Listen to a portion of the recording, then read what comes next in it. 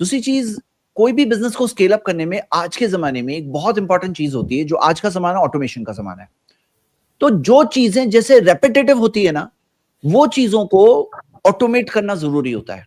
चाहे इनवॉइसिंग है, customer support है, मार्केटिंग है, या बहुत सारी चीजें, सीआरएम सॉफ्टवेयर आ गई है, बिजनेस मैनेजमेंट सॉफ्टवेयर अवेलेबल है, टूल्स ऑनलाइन अवेलेबल है। हाँ, तो इस तरह से कैसे ऑटोमेशन को ला सके ताकि आप फोकस कर सको और ग्रोथ पे फोकस करने के लिए, या काम को और एफिशिएंटली करने के लिए, कम कॉस्टिंग के साथ करने के लिए, कम मैन पावर डेडिकेट करने के साथ करने के लिए ऑटोमेशन का सहारा लेना, टेक्नोलॉजी का सहारा लेना है बहुत जरूरी है आज के जमाने के बिजनेस के लिए। तीसरी चीज एक स्केल अप करने में बहुत जरूरी क्या है, वो है कि आप किसको बेच रहे हो, आपकी मार्केट कौन है। अब देखिए आज क्या हो गया है कि आप सिर्फ लोकल लेवल पे नहीं, आप इंटरनेशनल लेवल पे मार्केट बना सकते हैं, ई कॉमर्स के जरिए, वेबसाइट्स के लिए, सोशल मीडिया सेलिंग के जरिए, वेबसाइट्स के जरिए। हाँ, और जैसे निसार भाई ने बताया कि जैसे इन्फ्लुएंसर्स के जरिए, तो आपकी मार्केट को एक्सपांड करो। आप एक सेलिंग किसको बेच रहे हो, अगर आप इन एक पर्टिकुलर लोकल एरिया, एक लोकल कस्टमर बेस को सेल कर रहे हो, तो उसकी जगह पे एक्सपांड करना, ये एक तीसरी चीज है। चौथी और बहुत इंपॉर्टेंट चीज क्या है कि भाई आप हो कौन, मतलब क्या, आप अपने लिए एक ब्रांड क्रिएट करो। हाँ, ब्रांड क्रिएट करना कि आप कौन हो, अपनी ब्रांड को किसी तरह से इंप्रेस करने की कोशिश करो, कंसिस्टेंसी रखो। जैसे मिसाल के तौर पर, अब मेरा नाम जैद है, कैसे लोग पहचानते हैं, क्योंकि मैं जो शक्ल होती है ना, एक इंसान की शक्ल से पहचानते हैं ना।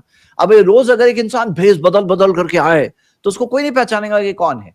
उसी तरह ब्रांड जो होता है उसको कैसे पहचानते हैं, ब्रांड का रिकॉल कैसे होता है, वो ब्रांड की एक कंसिस्टेंसी होती है।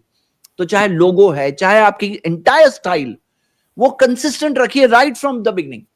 तो ब्रांडिंग के जरिए भी क्या होता है, स्केल अप होता है बिजनेस। ब्रांड, अगर आप ब्रांड बन गए, आप बेटर प्राइसेस ले सकते हैं, आपके पास ज्यादा कस्टमर लॉयल्टी होगी, कस्टमर बार बार आपके पास आएगा। उसी तरह जो मार्केटिंग के जरिए, आप मार्केटिंग के जरिए अपने प्रोडक्ट को अवेलेबल कर सकते हो और जगहों पर। इस तरह से क्या होगा, ये भी आपकी तरीका है जिसके जरिए आप अपने आप को, अपने बिजनेस को स्केल अप करोगे। एक और चीज स्केल अप करने में क्या है कि रेवेन्यू स्ट्रीम्स। मान लो एक रेवेन्यू स्ट्रीम पे आप फोकस कर रहे हो, चलो वेरी गुड।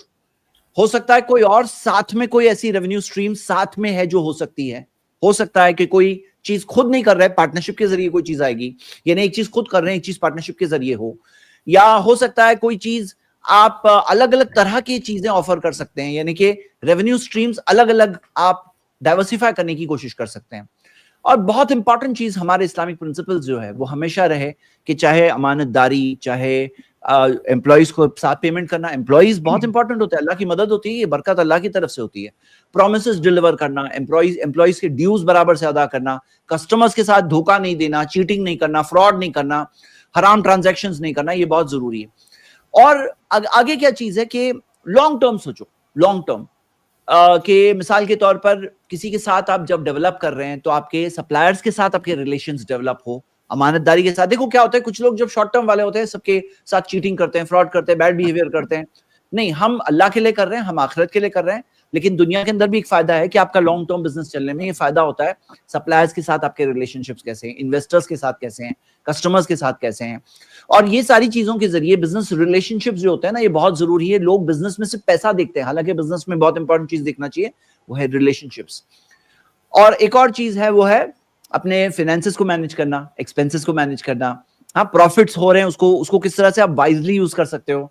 जैसे कई बार होता है कि बिजनेस को स्केल अप करने के लिए एक certain part of the profit को री इन्वेस्ट करना होता है ताकि बिजनेस और आगे बढ़े, स्केल अप हो जाए। ऐसा नहीं कि टोटल प्रॉफिट बाहर निकाल लिया, कभी कभार री इन्वेस्टमेंट की जरूरत होती है। तो ये बहुत सारी चीजें हैं। कस्टमर रिटेंशन कैसे होगा, कि कस्टमर्स को किस तरह से आप रिटेन कर सकते हो, ये बहुत इंपॉर्टेंट चीज है। और ऑफ कोर्स आखिर में एक और चीज वो है बरकत, अल्लाह से बरकत की दुआ करना। ग्रोथ की दुआ अल्लाह की तरफ से, रिस्क देने वाला अल्लाह है। हाँ, और अल्लाह ताला से मांगना, हलाल रिस्क मांगना और बरकत की दुआ करना, ये कुछ आइडिया सजेशंस थे फॉर स्केल अप करने के लिए। इसमें जैद भाई, फजर के वक्त लोग सोते रहते हैं हमारे मुसलमान भाई। अभी तरावी आएगी, क़ियामुल लैल आएगा, उसमें रात भर बिजनेस करेंगे रोजी की तलाश में। और जब फजर में रोजी अल्लाह ताला बांटता है उस वक्त सोए हुए रहते हैं मुसलमान लोग, आपने महसूस किया होगा। I would recommend everybody that फजर के बाद कुछ ना कुछ काम करो, कम से कम कुरान याद करो, या कम से कम घर में कुछ ऑर्गेनाइजिंग करो, या दुकान पे जाके शटर खोल के बैठ जाओ, कुछ नहीं तो देखो बरकत कैसी होती है। आप 4-5 बजे अंधेरी स्टेशन दादर स्टेशन पे जाइए, कितना क्राउड होता है। 8 बजे तक तो लोग जो एक हफ्ते की जो हम लोग एक हफ्ते में कमाते हैं 8-9 बजे तक ये लोग माल बेच के निकल जाते हैं, चाहे वो नाश्ता पानी हो।